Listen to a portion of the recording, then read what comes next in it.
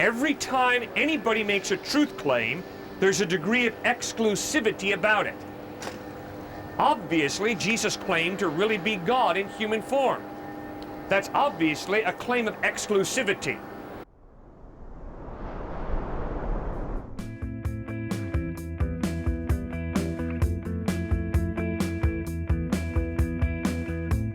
Why are there so many people who believe in God, but they won't believe in His Word? Okay, I appreciate it when a person moves from atheism to theism. When a person moves from saying there is no God to realizing, wait a second, the overwhelming evidence is there's got to be some type of God. But then the next step is a difficult one. The next step is, well, who is God? What is God like? Now, obviously, we all hit a brick wall.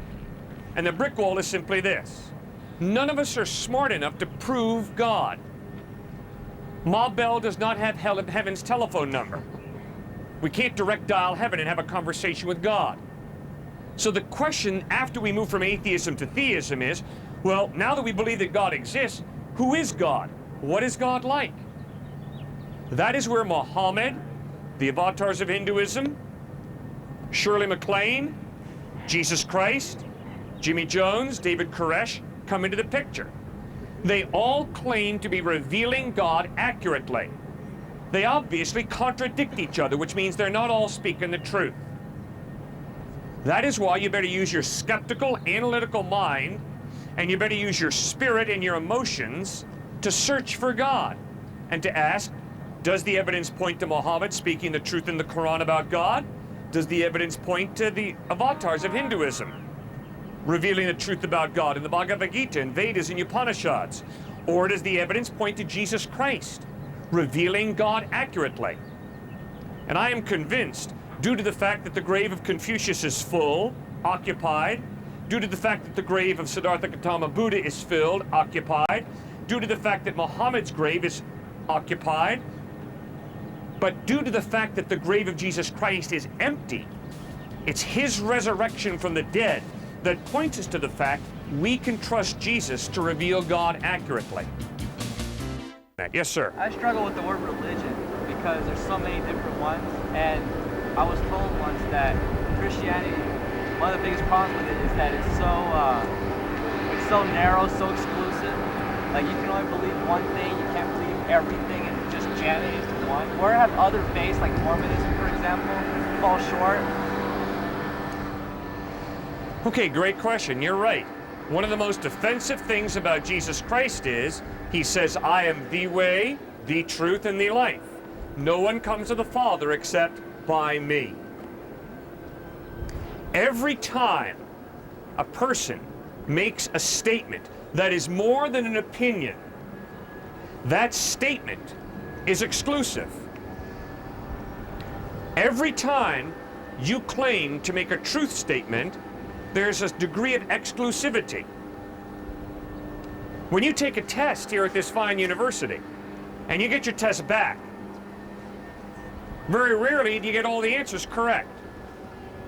And when those X's are there on your exam paper, the professor is saying, you answered incorrectly. That is not arrogance on the part of your professor. It's a truth claim that's being made. This is the truth. You were out of touch with the truth. You're wrong. You get an 80 instead of 100. You get a 60 instead of 100. You get a 95 instead of 100. Every time anybody makes a truth claim, there's a degree of exclusivity about it. Obviously, Jesus claimed to really be God in human form. That's obviously a claim of exclusivity. He's making a truth claim. Obviously, Muhammad claimed to reveal God accurately. That is a truth claim. There will be exclusivity to it. Obviously, the avatars of Hinduism claim to reveal Brahman accurately. That is an exclusive truth claim. Every single time you express not an opinion, but a statement of fact, it's exclusive. It means whatever contradicts that fact is wrong. Right. But what I struggle with is other faiths like Mormonism or Islam, they say their faith is accurate, and that Jesus may have existed, may not have, but like, you know, they don't give him the credit that he deserves, maybe. But where do faiths, like, I'll narrow it down with Mormonism. Where have they gone wrong, or have they gone wrong, or? Okay, it's a very simple question. If you are Mormon, you have made a decision to trust Joseph Smith, Brigham Young, and the other Mormon prophets to speak the truth. If you're Muslim, you have trusted Muhammad to speak the truth about God, about heaven, about the way to live your life, about the way to heaven. If you're a follower of Christ, you have made a decision to trust Jesus Christ to tell you the truth about how God created you to live your life, about the way to heaven. See, the issue is, who are you going to trust to tell you the truth about God, the purpose of life, ethics and morality, heaven, the way to heaven? What evidence is there that those faiths are wrong? All right, obviously the only way you can make a decision about who is right and who is wrong is by studying them. If you're seriously considering Muhammad, you have to read the Quran. If you're seriously studying Mormonism, you have to read the Book of Mormon, the Pearl of Great Price, Doctrines and Covenants, the books that the Mormons hold to. And obviously, if you're going to put your faith in Jesus Christ, you're going to have to read the Gospels of Matthew, Mark, Luke, and John. And you're going to have to ask yourself, does the lifestyle of Christ demand my respect, or was he a warped hypocrite? Secondly, do the ethical teachings of Christ make sense, or are they nonsensical? Thirdly, how did he die? Fourthly, did he rise from the dead or did he not? Now, if Jesus lived a sinless life, if he taught amazing ethical teachings, Robert Coles, psychology professor at Harvard, once wrote that all the teachings on ethics are simply footnotes to the Sermon on the Mount. Obviously, Robert Coles has quite a bit of respect for the ethical teachings of Christ. Thirdly, when you watch Christ bleed and die on a cross, instead of cursing his enemies, he prays, "Father, forgive them, for they know not what they do." And that demands respect. At least it certainly demands respect from me. But fourthly, and most importantly, 3 days after he died, he rises from the dead, and over a period of 40 days, he appears to over 500 people who see him risen from the dead. Folks, it's a no-brainer. You can trust Jesus Christ. He is far more reliable than any of the options. Well, Mormonism say that all that did happen, but there's something more to it. Yes. All right? But when you study Mormonism, what you're going to find out is, as man is, God once was. As God is, man can become. Let me say it one more time for you. When you study Mormonism, what you begin to realize is, as man is, God once was. As God is, man may become. In other words, right at the heart of Mormonism, there's a fundamental contradiction with the Bible, with Christ. The Bible insists that God is the eternal spiritual being who is the creator of human life. God was never a man. God is the eternal, supreme, supernatural being. And guess what? I am never going to become God. And when you study Mormonism, what you begin to understand is Mormonism teaches that God was once a human being who eventually worked his way to deity, and you and I as human beings, if we play our cards right, can one day be God. Well, I'm sorry, that is a fundamental contradiction of Genesis through Revelation, which teaches God is eternal. God was not once a human being who worked his way up the ladder and eventually became deity. God is the eternal creator, and you and I can go to heaven and live eternity with God, but no, I'm never going to be God, and you're never going to be God. We're human beings, we're creatures, we're not the creator. So you've got a fundamental contradiction regarding the nature of God and the nature of man when you look at Mormonism versus the Bible. I want to ask if you believe in the Garden of Eden, the story. I'm assuming you do. Yes? And I know it's not a focal point of Christianity. I understand that it doesn't really apply to our real lives. But you believe that God created all the animals then? right? Yes. Created them. And do you believe that he created the animals to kill one another, or that they were peaceful back then, originally intended to be peaceful? Originally intended to be peaceful. So he gave them teeth and stomachs that require meat and everything, but he intended them to be peaceful? Yeah, I don't think that they had to eat meat. But he gave them teeth, he gave them claws then. Gave them teeth. He gave them venom. Snakes to bite and hurt things that were trying to eat them. I don't know about that. I know, and I'm sorry because it's not a focus of Christianity, but I just think that it's a good question. Oh, it's a very good question. Because if God created animals that are designed to kill and eat one another, then I have reason to believe that he created humans designed to kill. And I don't think killing is good at all, but it's true that we have certain designs. I'm talking more about like inside of our heads. We have faults that we're predisposed to do things like hate and judge and all kinds of other things that are created sinful. Right. And I don't like those things. I stay away from those things. Uh-huh. But I just find it funny that God would do that, because it's more than just original sin. It seems like our bodies are designed to do these things which we consider sinful. Okay, well, you did begin to answer your own question. Obviously, the Bible insists that there was a radical fall. Obviously, the Bible insists that the good creation was radically messed up. Nature has gone amok. And I can promise you, sir, human beings are messed up. And if you don't like taking it from the Bible, just read Freud. Sigmund Freud points out very accurately how you and I are motivated by some of the most perverse motivations at times imaginable. And that's exactly what Jesus said in Mark chapter 7, verses 21 to 23. Jesus says, "For from within, out of the heart of man, come evil thoughts, fornication, theft, murder, deceit, licentiousness, envy, slander, pride, wickedness. All these evil things come from within, and they defile a man." We are messed up. We're Jekyll and Hyde. At times we do that which is very good, but at other times we all do that which is evil. Hitler did good. My father was a Boy Scout in Switzerland. Hitler was vacationing in Switzerland. He was very kind to my father, a little Swiss Boy Scout. Hitler obviously committed some of the most horrible atrocities imaginable, Dachau and Auschwitz and Buchenwald. Now what's so amazing is how many people around here think, oh, I'm just good. Oh, give me a break. All of us struggle with evil. All of us do good at times, and at other times we all do evil. We're mixed up kids. And that's exactly what the Bible points out.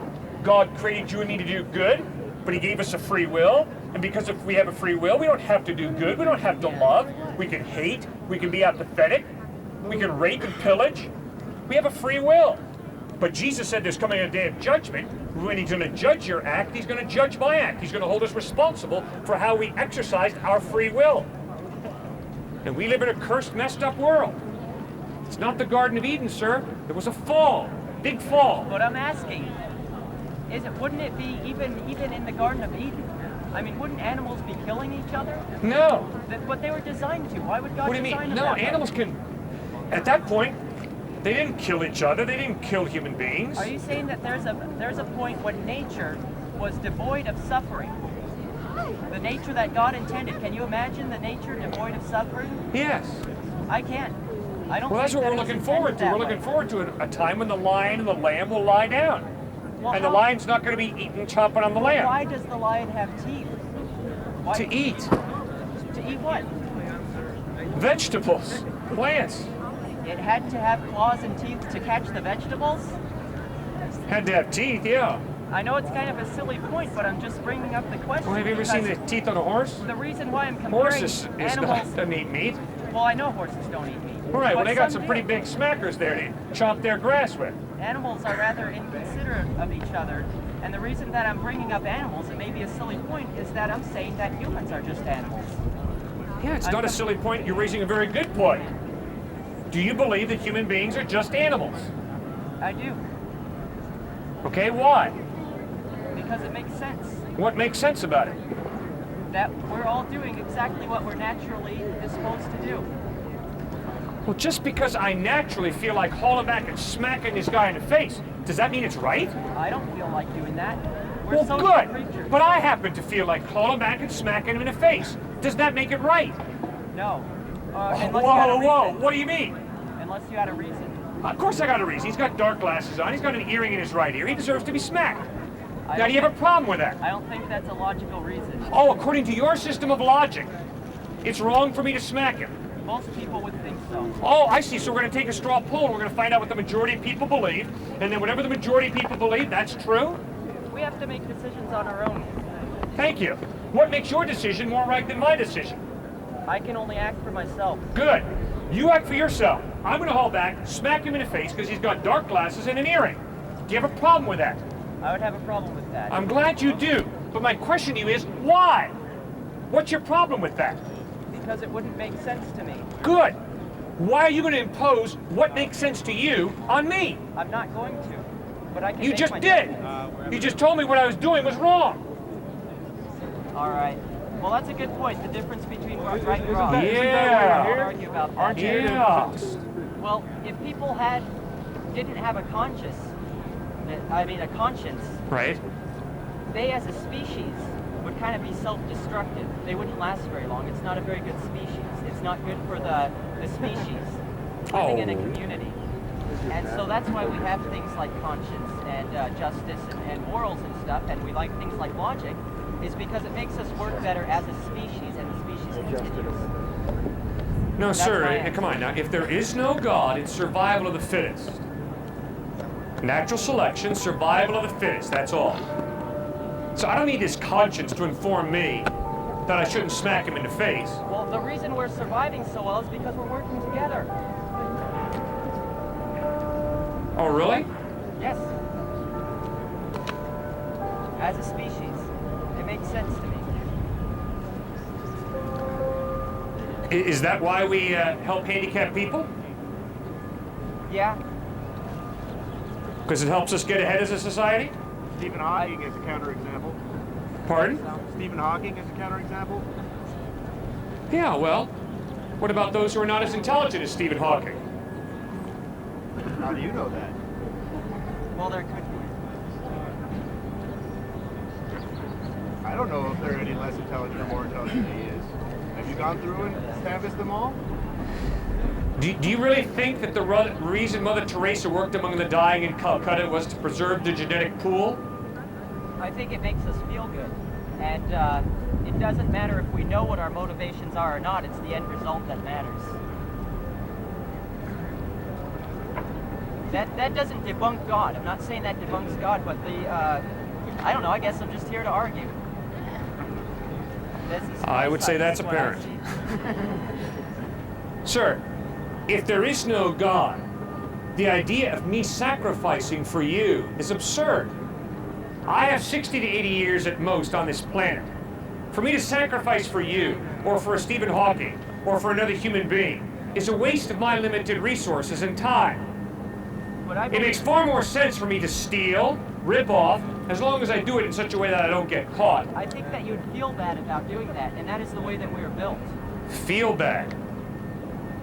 Because as a species, we wouldn't be very well off if we were immoral. That's right. And I would argue that your experience of guilt should be a big wake-up call. There is a real value of goodness, of justice. And you know it because when you violate that value, you experience guilt. The only way that value can be real is if there is some type of moral lawgiver who creates and defines that value. There's got to be some type of God. How do you reconcile the problems in historical accuracy with the teachings of Christ? Well, please tell me what problems in historical accuracy in the Gospels you're having. There's more than one perspective to everything that has ever happened on this planet. It's happened from more than one point of view as long as there have been humans around. So, people who write things down in groups or one single person or two people can only put that one perspective into it, even if they're representing the other perspectives that participated. So that's a problem with history because you only get one point of view instead of what happened. And that is why I'm so glad that we have Matthew, Mark, Luke, and John, not carbon copies, differences, different perspectives. Sir, you're absolutely right. Whenever I study history, I want different perspectives. I don't just want one account. How exciting it is that in the New Testament, we've got Matthew, Mark, Luke, and John, Peter, James, different perspectives on what really happened. So, okay, granted, that's an excellent example. How come then Christianity as a whole cannot grant the validity of different perspectives outside of Christianity? Like other people who have been approached by or been inspired by angels or other things that have been representatives of a God that was acknowledged between various groups of people as being the same God, you know? Well, sir, it's real simple. Whenever you make a statement that is more than just your personal opinion, just an opinion, whenever you make a statement, whatever it is, it smacks of exclusivity. Because when you make a statement, you're saying the opposite is wrong. 2 + 2 = 4. Right. When I make that statement, That anything other than 4 is wrong. I'm telling you, 2 + 2 = 5. If that's what you say, I'm sorry, that's wrong. Right, but for example, in Matthew, Mark, Luke, and John, Yes. you don't have 2 + 2 each time. There are some 2s that are the same 2s in each of them, but there's a lot of other stuff too, and they add up to the same story, but certainly different versions of it, and they're not identical, and they're all representative of the same historical facts. That's Good. something that I'll give you. And Good. then, Exactly. but they're not the same. And I'm glad they're not. I'm real glad that Matthew, Mark, Luke, and John weren't copying off each other or just reeling out a carbon copy. You're right. They are unique perspectives on what really happened. That's right, but Jesus is a contradiction in and of himself. For Oh, being how does man, Jesus contradict himself? Man and God. It's not a contradiction. He's claiming to be God in human form. It's not a contradiction. It's a mystery how God could become a human being. It's not a contradiction. I want to backtrack a little bit. A while ago, we were talking just about how imperfect human beings are. Right. I mean, in fact, the reason for having Christ come down is very biblical. We're faulty as human beings. I think just about anyone would accept that. So here we are. We're imperfect human beings, and then we can accept that God is perfect, right? Morally perfect. Yeah. So, as an imperfect human being, I'm going to make faulty decisions. I've made plenty of bad decisions. I will continue to do so in the future. That's why we have forgiveness and all of that. Now, what I'm wondering is, why would a perfect God create an imperfect system for getting into heaven, for your eternity? Because basically, my eternity is going to be determined by my decision. Free will, all of that stuff, if that's how you interpret the Bible. So we can all accept I make bad decisions.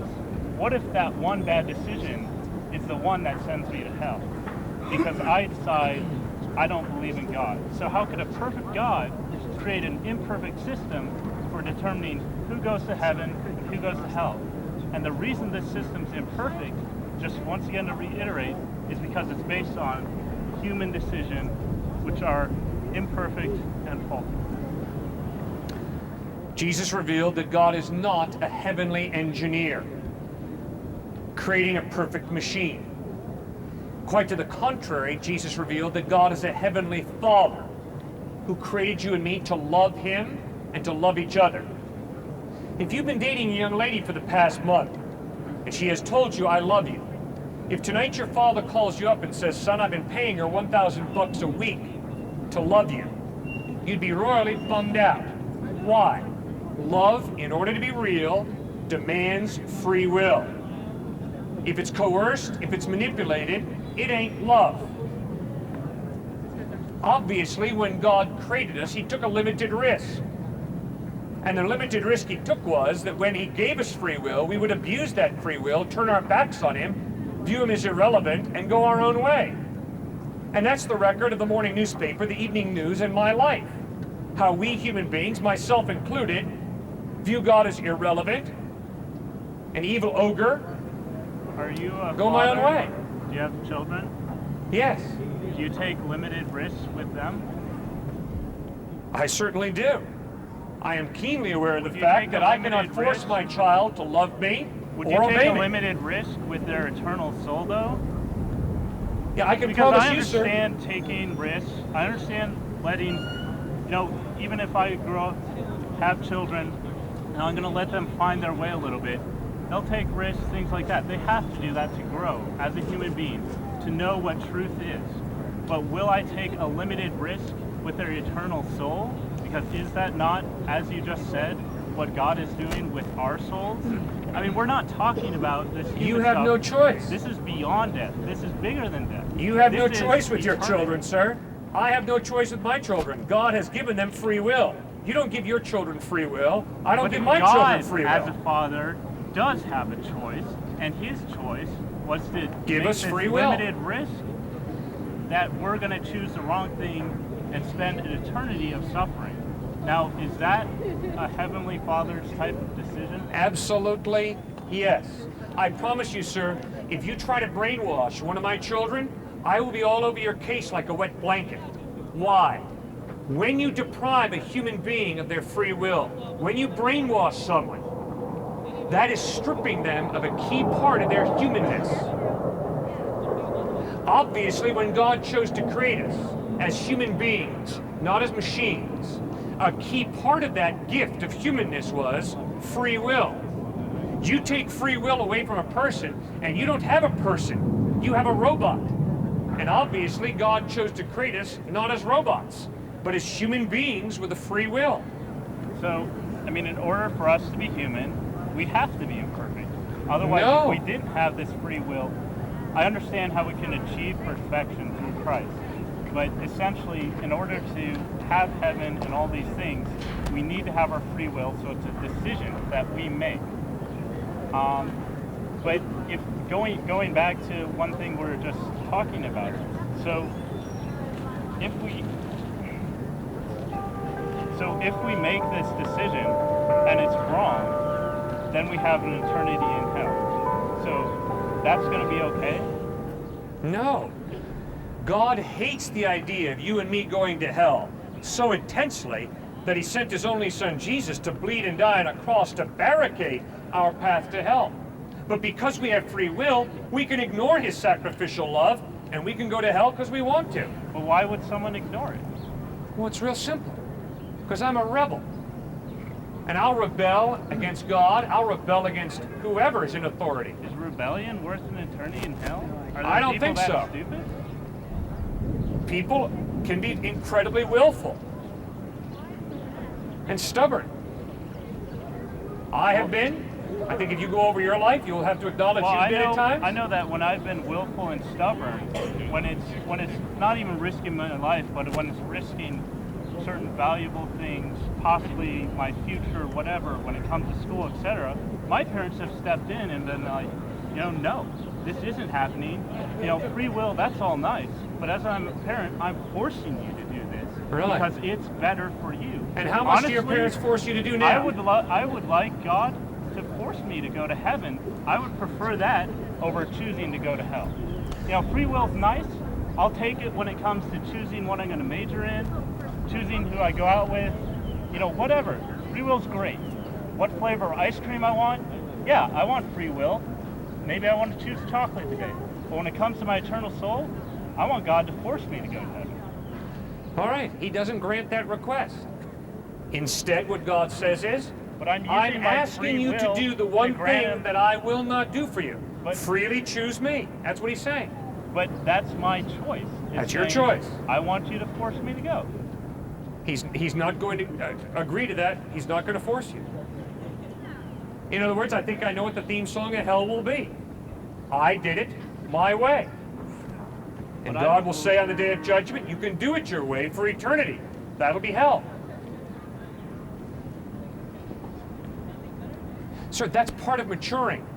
Part of maturing and growing up means you realize, although I have a free will and can make my own decisions, I cannot escape the consequences of my decisions.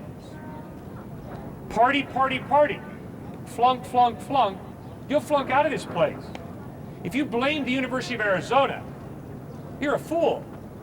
University of Arizona said, you better study, you better maintain a certain GPA, and you'll graduate from this place.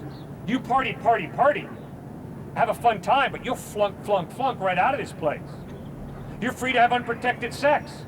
If you have sex with someone who's HIV positive, there are going to be consequences. You're free, but part of growing up means you've got to understand there are consequences to my decisions. Well, that's exactly what Jesus Christ is saying. Jesus Christ is saying God's given you an incredibly precious gift, the gift of life. Don't abuse the gift. There are consequences. Christ says when you do abuse the gift, guess what? I offer you grace. I offer you forgiveness. Come back to me, Christ says, and I'll forgive you, tie you back into an eternal love relationship with the living God, give you eternal life. But you're free to choose. My plea is, choose wisely, choose carefully, because there are consequences to your decisions. Yeah, I don't know. I guess it's just hard to accept that a person would choose eternal suffering just to say, I did it. You know, I guess there's people out there who have that kind of ego. But I think there's other reasons why people don't choose. They believe, for example, maybe it's not in our daily conscious here in America, but there's people who believe in other religions. So they think, okay, this God, I think this God's right. I'm going to follow this path. Maybe I was born into it. Maybe my parents told me it was right. You know, same reasons we have here. Go to another country, it's the same kind of thing. And so that person chooses this other God. They're not choosing it because they said, I did it. They still have all that sacrifice to their religion. They still believe it's not of their own power, but they just chose the wrong God. I mean, how am I supposed to say, if I was born in a different country, how am I supposed to say I would choose accurately? Since I am a faulty human being, since I've proved through my life already I make tons of bad decisions, forget about the I do it stuff, it's me, all this atheism, you know, etc. What about people who believe in a different God, great people, make sacrifices, but sorry, you chose wrong, you're going to hell for an eternity. Nobody's going to hell because they made an intellectual mistake. People go to hell because they choose very deliberately to live their lives separate from God. Now notice what you're doing. What you're doing is you're setting yourself up in a position to view humanity. And from your position, you're saying, all right, look at these people. Look at those people. Sir, the question is, what do you believe? What are you living for? What have you attached your wagon to? And what's the evidence that whatever it is you're living for is more reliable than Christ? Obviously, I'm standing out here pleading with you, seriously consider Jesus Christ. And you have legitimate objections. Fine. But just remember, at the end of the day, you put your head on your pillow, I put my head on my pillow, and you're living for someone or something. You have your faith in someone or something, be it materialism, narcissism, hedonism, I don't know what it is, obviously. I'm standing here saying, the evidence is Jesus Christ is far more reliable than any of the options I see around. Now, if you want to get into specifically, Jesus or Muhammad, Jesus or Buddha, Jesus or the avatars, fine, we'll do that. But I don't think that's really where you are. Just listening to you, it seems to me that where you are is, I don't know, I just don't like this idea of devoting my life to Christ. I think that there's some other options I like more. Does God care about our happiness? Absolutely yes. But it is impossible for God to give us real happiness apart from Him, because He is the source of real happiness. Now, obviously, you and I can experience a degree of happiness when we get a good grade on an exam, when we get a new car. But real happiness, real joy, comes from relationships. And ultimately, it comes from a love relationship with a living God. And real joy is not dependent on circumstances. It comes from knowing God. Does that make sense or not? Well, it does. But are you saying then that once you know God, there will be this euphoria, that it will be never-ending happiness? Great question. No. Outside the tomb of Lazarus, Jesus wept. Jesus was a man of sorrows, acquainted with grief, we read in the scriptures. Obviously, the book of Job struggles with the problem of suffering. How a righteous man named Job had the rug pulled out from underneath his feet, and the dude suffered. big time. When you and I put our faith in Christ, that does not mean that we have a red carpet ride through life of eternal bliss. No, quite to the contrary. Jesus said, "Blessed are those who are persecuted for righteousness, for theirs is the kingdom of heaven." And much of the New Testament is all about what is going to happen in the form of suffering once you seriously commit your life to Christ. You will suffer. So, let me think this through a little bit. Okay, so if it isn't a guaranteed euphoria, the only difference is that, I mean, you're still going to go through hard stuff as a Christian. So the only difference is that you have what? That you have Christ? Okay, when you have Christ, you have his love that produces joy. You have his presence that produces peace. He says, "I will not leave you as orphans, I will come to you. I will never leave you, I will never fail you, I will never forsake you." So you have the presence of Christ. Thirdly, you have his comfort that comes from him taking off burdens like fear, anxiety, worry, depression. And then fourthly, you have his hope. You know that you have life after death. I mean, think about death. It is the ultimate statistic. 1 out of 1 do die. We're all going to die. The question is, what do you think's going to happen after you die? Are you asking me? Yeah, what do you think? Well, I'm a follower of Christ, but I mean, Okay. honestly, it's something that I struggle with. Right. That, you know, I'm with you that the Spirit is the comforter, but still there's this, I don't know, maybe it's that I'm struggling just in faith, but like, man, it hurts, and honestly, a lot of times it feels like he's nowhere to be found. You bet. And that's why I like reading the Psalms. The psalmist struggled with the hiddenness of God. The psalmist struggled with the silence of God. And that's exactly what I experience on a regular basis. I struggle with doubt. I think any thinking human being struggles with doubt. The only people who don't struggle with doubt are those who've committed intellectual suicide and checked their brains at the door.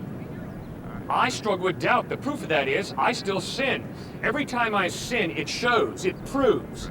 Christ, I don't take you seriously. I think I have a better way to live my life. I'm going to do my thing my way.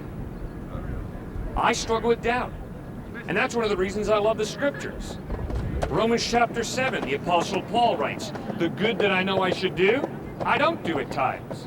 The evil that I don't want to do, that's too frequently what I do. What a wretched man I am. Who's going to deliver me from this body of death?"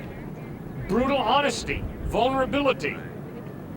Yeah, that's what the Christian life is like. 2 steps forward, 1 step back. 5 steps forward, 6 steps back. It's a back and forth process. If God is all-powerful, if God is all-knowing, if God is all good, then why is there so much evil, suffering, and death? I do not know. But let's think together through those 3 options. God is all-powerful. That is exactly what the scriptures reveal. God, the creator of heaven and earth, is all-powerful. But that does not mean that God can make 2 + 2 = 5. That does not mean that God can make colorless color.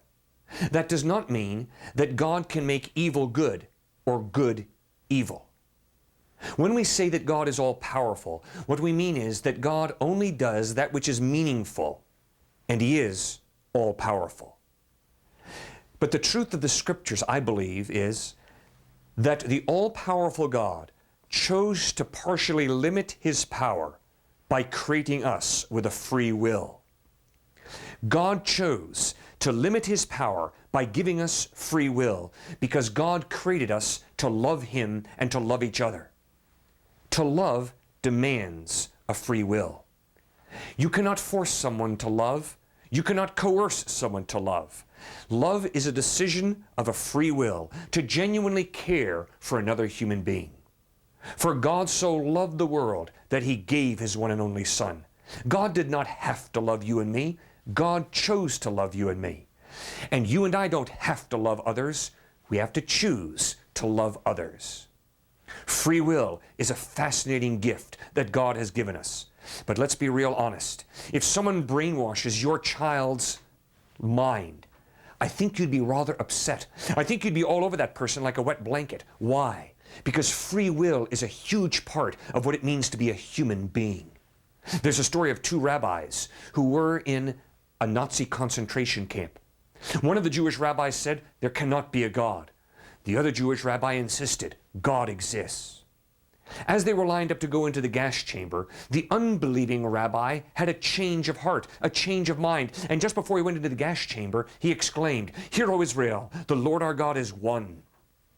The other rabbi, the one who had argued that God exists, just before he went into the gas chamber, said there cannot be a God. That is the amazing thing about free will. You and I really choose what we want to believe. You and I choose who we're really going to trust. Secondly, God is all-knowing. If you and I go hunting and we come across a bear in a trap, if we raise our guns, the bear might think, this is it. They're out to kill me. But if instead of bullets, we're shooting sedatives into the bear to put him to sleep so we can free him from the trap, the bear doesn't realize that. We shoot the sedatives into him, he begins to go to sleep. Then we go up to him and we push his paw further into the trap to spring the trap. Now the bear is convinced we really are out to hurt him because we're pushing him into the trap even further. The gap between the bear's knowledge and your and my knowledge is sizable. But the gap between God's knowledge and our knowledge is gigantic. It is far greater. It is possible that an all-knowing God would allow us to suffer in order to bring about a greater good. Just look at the cross of Christ. That was the greatest human tragedy that ever occurred. The most perfect human specimen ever to grace this planet was nailed to a wooden crossbeam. And yet it's right there that the all-knowing God took that death of his son Christ and turned it into the greatest triumph ever. For Christ's death on the cross is the vehicle through which God offers us forgiveness and eternal life in heaven. Yes, God is all-powerful, but he chose to limit his power by creating us free. Yes, God is all-knowing, but God is so wise that he can take even something as cruel as the cross and use it to bring about great good. And yes, God is really, really good. And when you look at the cross of Christ, you're confronted by the goodness of God. When you stand or sit in front of a statue of the Buddha, he is detached. There's a little smile across his face. He's totally placid and calm. I turn away from the statue of the Buddha, and I turn to the living God, who became a man in Jesus of Nazareth, and who suffered incredible agony, amazing torture on the cross. This is a God who understands our pain, our suffering. This is a suffering God who you and I can relate to in our pain, in our suffering. Have you embraced the suffering God who wants to be with you as you go through pain and torture, even through death? Have you put your faith in Christ and received from him the ultimate solution to the problem of suffering and death? Forgiveness and eternal life. In a heaven where there will be no more suffering, no more death. God bless you as you accept God's solution to the very real problem of suffering. God bless you as you trust in his Son, Jesus Christ, asking him for forgiveness, trusting him to get you to heaven, and living your life for him. Hey guys, thanks so much for watching this episode. Hit that subscribe button. We love for you to join the family. Also, want to invite you to our church in New Canaan, Connecticut. It's New Canaan High School, and it meets Sundays at 9:30 a.m.